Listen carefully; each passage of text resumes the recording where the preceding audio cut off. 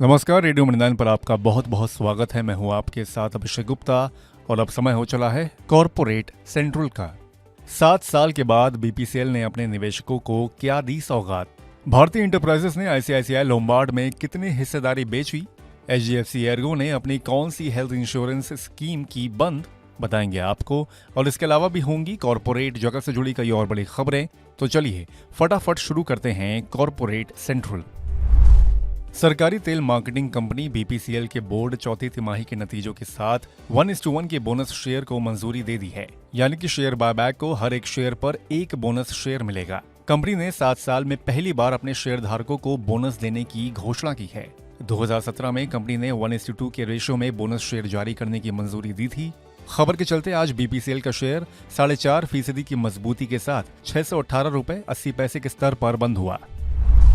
Solara active pharma के board ने 375 रुपए प्रति शेयर के भाव राइट्स इशू के जरिए रकम जुटाने को मंजूरी दे दी है। राइट्स इशू के जरिए कंपनी की करीब 450 करोड़ रुपए की रकम जुटाने की योजना है। राइट्स इशू को मंजूरी की खबर से सोलारा एक्टिव फार्मा का शेयर करीब 0.25% गिरकर 452 रुपए 25 पैसे पर बंद हुआ।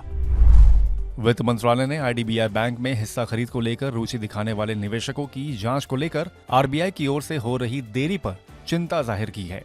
एक सरकारी अधिकारी के मुताबिक आरबीआई की ओर से हो रही देरी के चलते आईडीबीआई बैंक में स्ट्रैटेजिक हिस्सा बिक्री की प्रक्रिया होल्ड पर पड़ी है। आरबीआई इन निवेशकों की ओर से वित्तीय बोली जमा किए जाने से पहले फिट एंड प्रॉपर होने की जांच कर रहा है। सरकार आईडीबीआई बैंक के विनिवेश की प्रक्रिया को वित्त वर्ष 2025 के अंत तक पूरी करना चाहता है। खबर के चलते आज आईडीबीआई बैंक का शेयर हल्की कमजोरी के साथ 83 रुपए 35 पैसे के स्तर पर बंद हुआ।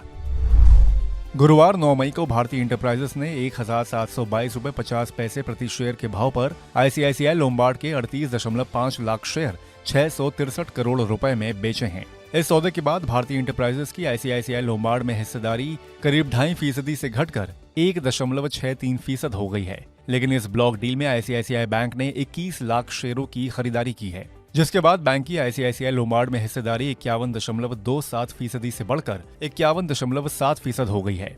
बड़ी ब्लॉक डील्स की डिटेल्स आने के बाद आज आईसीआईसीआई लोम्बार्ड का शेयर करीब 0.25% की बढ़त के साथ 1663 रुपए 95 पैसे के स्तर पर और आईसीआईसीआई बैंक का शेयर करीब 1/4% की बढ़त के साथ 1118 रुपए 30 पैसे पर बंद हुआ। टाटा मोटर्स की टाटा मोटर्स फाइनेंस के तहत ऑटो लोन फाइनेंसिंग के कारोबार से जुड़ी सब्सिडियरी कंपनियों को अलग करने की योजना है और इन एनबीएफसी कंपनियों की आईपीओ लाने की तैयारी कर रही टाटा कैपिटल के साथ मर्जर की योजना है। इस तरह एक तो कंपनी का कारोबार व्यवस्थित होगा और दूसरा कंपनी के कर्ज में कमी होगी। खबर के चलते आज टाटा मोटर्स का शेयर करीब 0.2% की मजबूती के साथ 1047 रुपए के स्तर पर बंद हुआ। पेटीएम पेमेंट्स बैंक ने बिल पे यानी कि बिल भुगतान का कारोबार यूरोनेट सर्विसेज इंडिया पर शिफ्ट कर दिया है। हाल ही में पेटीएम पेमेंट्स बैंक ने अपने रिटेल सेल्स ऑपरेशन को आरबीएल बैंक में शिफ्ट कर दिया है। इसके अलावा मर्चेंट्स बैंक के सेटलमेंट के लिए एक्सिस बैंक के साथ समझौता किया है। पेटीएम पेमेंट्स बैंक इस साझेदारी के बाद अब यूरोनेट के जरिए बिल भुगतान की प्रक्रिया को पूरा करेगा। खबर के चलते आज पेटीएम का शेयर 5% के ऊपरी सर्किट पर 349 रुपए 65 पैसे के स्तर पर बंद हुआ। एचडीएफसी एग्रो ने अपनी health insurance scheme my health सुरक्षा को बंद करने का ऐलान किया है। माई हेल्थ सुरक्षा गोल्ड, माई हेल्थ सुरक्षा प्लैटिनम और माई हेल्थ सुरक्षा सिल्वर तीनों पॉलिसियां तत्काल प्रभाव से बंद कर दी गई हैं। अब ग्राहक इन तीनों प्लान को नहीं खरीद सकेंगे। इस प्लान के मौजूदा ग्राहक भी अपनी पॉलिसी को रिन्यू नहीं करवा सकेंगे। कंपनी ने कहा कि रिन्यू की तारीख तक यह स्कीम वैध होगी। खबर के चलते आज एचडीएफसी एर्गो की पेरेंट कंपनी एचडीएफसी बैंक का शेयर 0.5% गिरकर 1439 रुपए 85 पैसे पर बंद हुआ। मारुति सुजुकी को छोटे कारों के बाजार में दोबारा ग्रोथ लौटने की उम्मीद है। मारुति का कहना है कि आर्थिक वृद्धि की वजह से छोटी कारों की बिक्री में सुधार आ सकता है। इसी उम्मीद पर मारुति सुजुकी ने लोकप्रिय मॉडल स्विफ्ट का नया वर्जन पेश किया है और कंपनी हैचबैक सेगमेंट में इलेक्ट्रिक कार लॉन्च करने की भी योजना बना रही है। इन खबरों के बीच आज मारुति सुजुकी का शेयर 1% से ज्यादा चढ़कर 12,464 रुपए पर बंद हुआ। अब बात प्राइमरी मार्केट की। आधार हाउसिंग फाइनेंस का आईपीओ आखिरी दिन कुल 25.5 गुना सब्सक्राइब होकर बंद हुआ। इस आईपीओ में क्यूआईबी यानी कि संस्थागत निवेशकों का हिस्सा सबसे ज्यादा 72.78 गुना भरा है।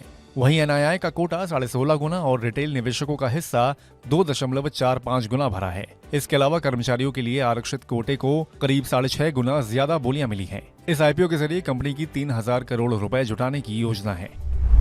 टीबीओ टेक लिमिटेड के आईपीओ को निवेशकों से शानदार रिस्पांस मिला है। सब्सक्रिप्शन के आखिरी दिन इस आईपीओ को करीब 87 गुना के आसपास बोलियां मिली हैं। इस आईपीओ में क्यूआईबी यानी कि संस्थागत निवेशकों का हिस्सा सबसे ज्यादा 125.51 गुना भरा है। वहीं एनआईआई का कोटा 50.58 गुना और रिटेल निवेशकों का हिस्सा 25.65 गुना भरा है। साथ ही कर्मचारियों के लिए आरक्षित कोटे को 17.74 गुना ज्यादा बोलियां मिली हैं। इस आईपीओ के जरिए कंपनी की करीब 1,551 करोड़ रुपए जुटाने की योजना है। तो आज के कॉर्पोरेट सेंट्रल में बस इतना ही। ये पॉडकास्ट आपके लिए तैयार किया है हमारे सहयोगी संदीप ग्रोवर ने। बाकी बिजनेस, पर्सनल फाइनेंस और कॉर्पोरेट जगत से जुड़ी और खबरों के लिए सुनते रहिए रेडियो मनी 9 और डाउनलोड कर लीजिए हमारे मनी 9 ऐप को। हमेशा की तरह मैं हूँ आपके साथ अभिषेक गुप्ता। अभी लेता हूँ विदा। धन्यवाद।